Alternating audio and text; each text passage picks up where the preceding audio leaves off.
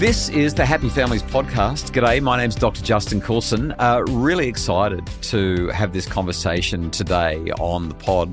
A couple of weeks ago, Lenore Skenazy, the world's worst mum, we had her on the podcast talking about her most recent TED talk about why we should spend less time with the kids. But when we were talking, Lenore told me that I absolutely had to talk to this guest. And she was right. Chris Balme has cracked the code on what tweens and teens actually need to thrive. And he's got a brand new book that puts adventure back into adolescence and pre-adolescence. It's called Challenge Accepted. It's all about giving kids real challenges that build confidence and creativity. If you know Lenore Skenazy and Free Range Kids, you'll know why she was so excited about Chris and his book.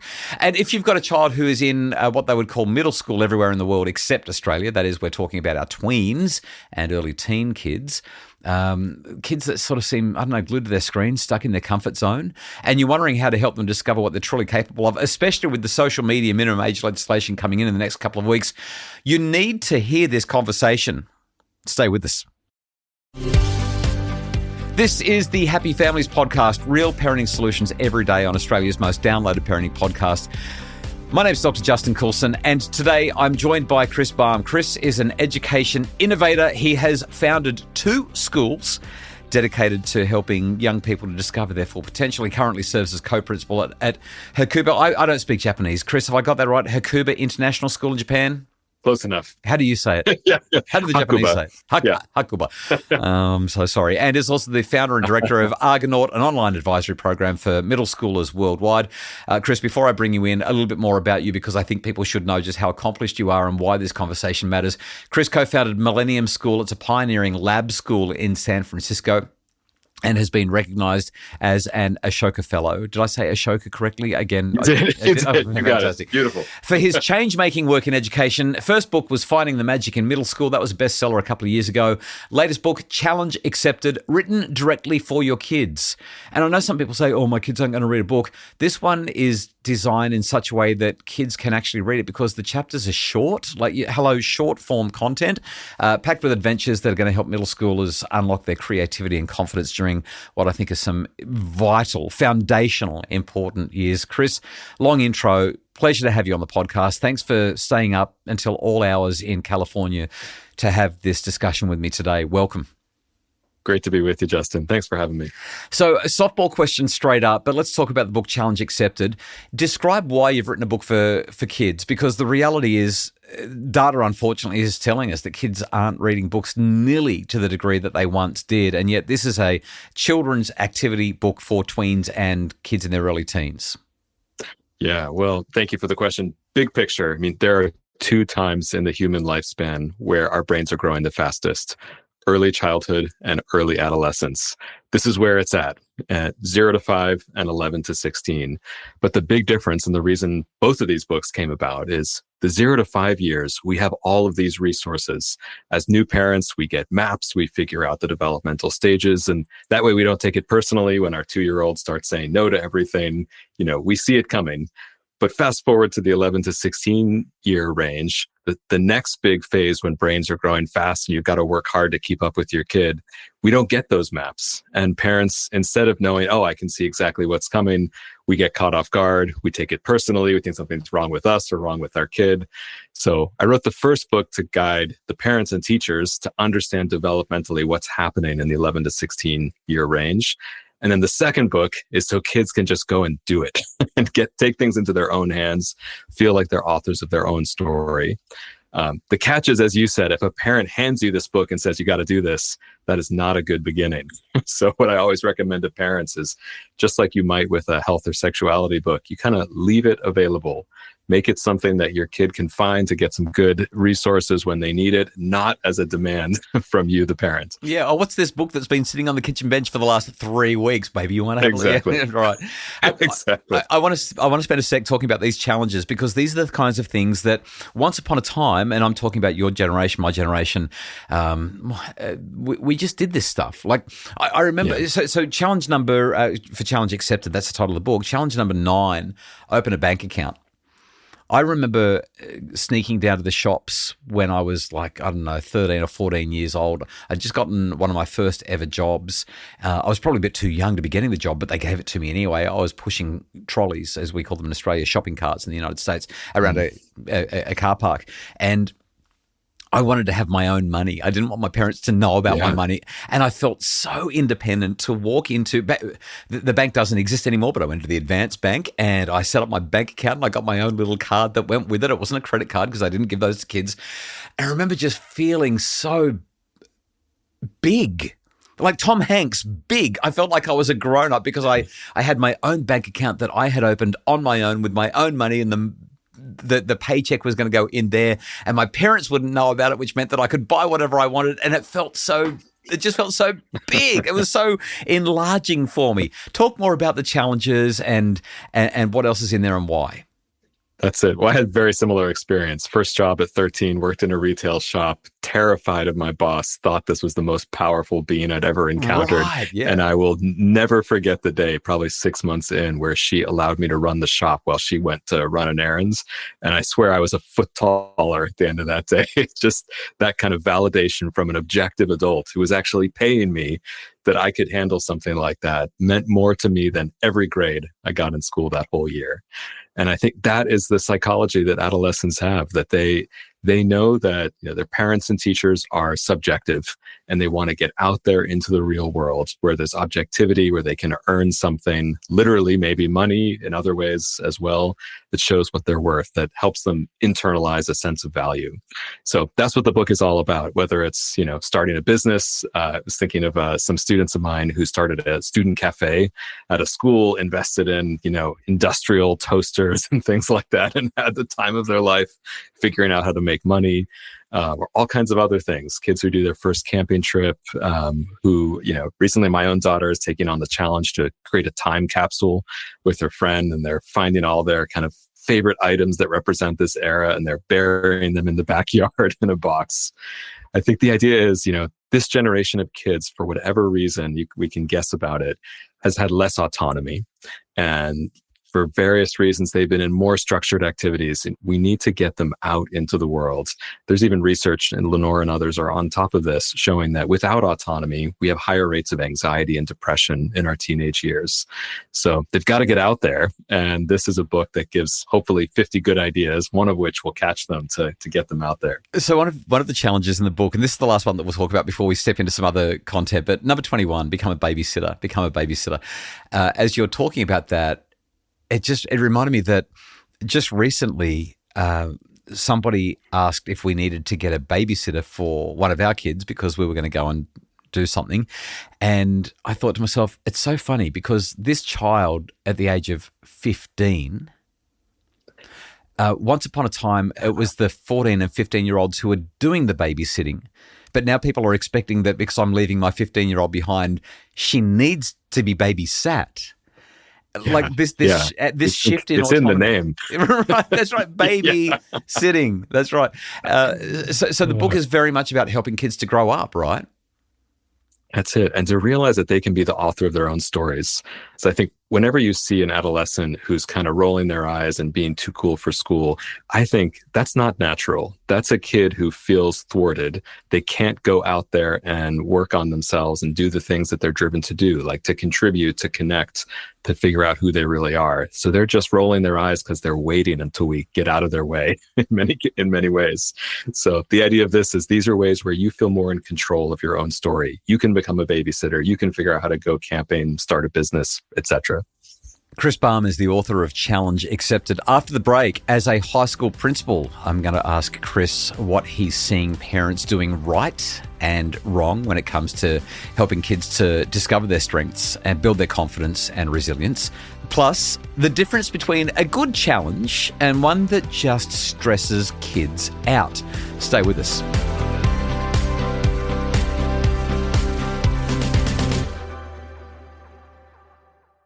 This is the Happy Families podcast. Chris Balme, the author of Challenge Accepted, is with me on the pod today. Chris, you're the principal of a high school. You've founded a couple of high schools. You've been in education all your life. When you think about what parents are doing and the way that they're engaging with children, we've talked a lot about autonomy. What are the biggest mistakes that parents are making when it comes to kids and resilience? And what are the things that we are actually getting right? Because I don't want this to be a big beat up on parents. It's a challenging world, a challenging time to raise kids. Oh, it is for sure. I mean, I'll start with the positive. I think something that parents are getting more and more right is understanding that we have different brains, that there is not one kind of brain that should fit perfectly like a glove into school. Neurodiversity is something that used to be barely understood, and it's still, there's a long way to go, but I think modern parents have a lot more nuanced understanding. And if your kid has ADHD or is on the spectrum, that's possible. We can work with that. It's something that parents aren't as afraid of, I think, as maybe a past generation. On the flip side, the thing that I think parents struggle with, I'm a parent of three. I think that we hold a lot of fear and we're frequently overwhelmed. Our to-do list is ridiculously long. We don't have time to reflect. And in that fearful, reactive place, we don't give our kids enough trust and autonomy. We think that the world is scary. We're taking care of them by putting them in structured activities or being babysat at 15, as you said. And that comes from love, without a doubt, but it has some unfortunate side effects. That if kids don't get out there, they don't discover a sense of value. They don't get to mess up when they're young enough that those mess ups aren't that big of a deal in the big picture.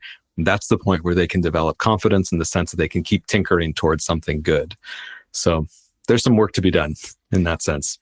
I have been quite provocative this year and have said this more times than I can count, that our children should be allowed to do at least one activity every week that could, if it went wrong, land them in hospital. Most people, when I say that, are aghast. They're like, "Oh, what are you saying? How can you say that?" And yet, I've got a couple of kids who have ended up in hospital this year because of the activities that they've participated in. Incidentally, do you think that those kids have said, "Well, I'll never do that again"? Like they're back at it. They're back at it. They're like, okay, exactly. Opportunity for progress, mastery. I love the activity. That's why I was doing it in the first place.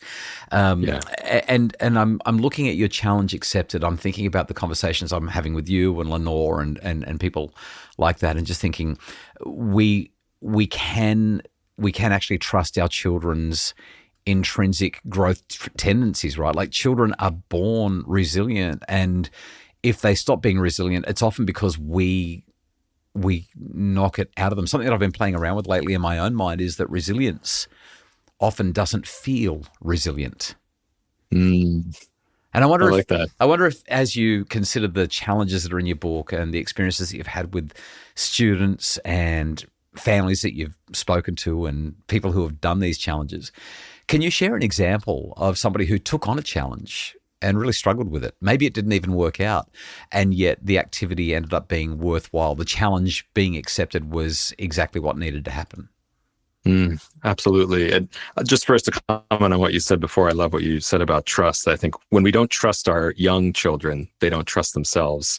And when we don't trust our adolescent children, they don't trust us. That they then feel resentful that they're not being taken seriously. Brilliant. Yeah, for sure. There's something there. But yeah, so many stories of these challenges going in all kinds of directions. I'll tell you one. There's a student who was determined to take on the challenge to stick out in a group. This is one that I think is especially risky for early adolescence, where sticking out just feels like the worst possible thing that could happen. Conformity is everything, right? Like you've got to fit in. Right. Indicate you're belonging with anything. Anything's worth it. And he was kind of searching around looking for what he could do. And he told me, I have no idea. The one activity that I have, or maybe I could do something, is swimming. And I don't know, try something. And so he realized that right after his time in the pool was a senior swim hour. So he was like, all right, I'll just hang out until the seniors get there. We'll see what happens. And he told me this incredible story that he spent an hour with the seniors. They were so happy to have him there in the pool and made all of these friends who were 60 years older than him. And now every time he shows up there, he's got like his cheer squad of, in the 70 to 80-year-old generation. I love that he found a way to make that challenge work. Wasn't exactly with his peers, but he stepped out of the kind of narrow road that we often put kids in. That's the hope of these. Listening to you share that story and seeing the delight on your face, the smile that it elicits. This is the whole idea, right? Like when you take on a challenge, you never quite know what the outcome will be, but there's always some level of enlargement, even when it doesn't quite go the way that you thought. Chris, let's do a quick lightning round. Just a handful of questions that I'd love a super quick, super short response to, and then I'm going to hit you with my last big important question. So, lightning round question number one: what's one thing that parents worry about that they really shouldn't? Their kids moving around in the world. I think we restrict their physical movement so much out of fear of, things like kidnappings that are actually unbelievably rare. Let them go, find their way to school, find their way to friends' houses, if at all possible. Fill in the blank. Every middle schooler, that is every child between the age of, let's say, 9, 10 through to 14 or 15, every middle schooler should try blank at least once. Wow, that's a good one. Should try joining a completely new social group. Oh, that is good. I like that a lot. What's the worst advice that you hear parents giving their tweens? Work harder on academics. Oh, yes. That's a controversial one. No, you and I, we've just become brothers. If you could only give parents one piece of advice about raising adolescents, what would it be? Become more vulnerable. They can see through you anyways, so it's time to reveal more about the unfinished parts of yourself. Name one small risk every 12-year-old should be taking. Exploring a city by themselves or with friends. Oh, I love that. Okay, here's my last lightning round question. What's your go-to response when a parent says, but what if they fail? This is a great time in life to fail. Stakes are low. Yeah, exactly. Stakes are low. They feel high because they always feel high, but they're really not that high when you're 12 years old. Yeah, great stuff. Chris, my last question for you, this is not a lightning round question. This is a much more serious one that really ties in with what the book is all about and what your work is all about. What is the difference from your perspective between a good challenge and a challenge that just stresses kids out and causes anxiety and worry and fear and apprehension and all the bad things? Or, well, I've said bad things like they're bad, but are they bad? Anyway, what's the difference between a good challenge and a challenge that just stresses kids out? I think the difference is whether you chose it and whether you have friends with you. If you chose it, you're invested, and kids often don't get enough choice. And adolescents are intelligent enough to make lots of choices that we're still making for them. And if friends are with you, then even something hard becomes part of your lore. Those are the stories you're going to laugh about, as soon as tomorrow or the next day that bring you closer. So they need choice and they need good company on the road. Okay, so follow-up question. I just know that there are going to be some parents who are saying, yeah, but my child just won't choose anything challenging. My child just wants to sit at home, stare at TikTok, play Fortnite, and every time I say, come and do something that's going to stretch you a little bit, they just say, meh, and they won't move.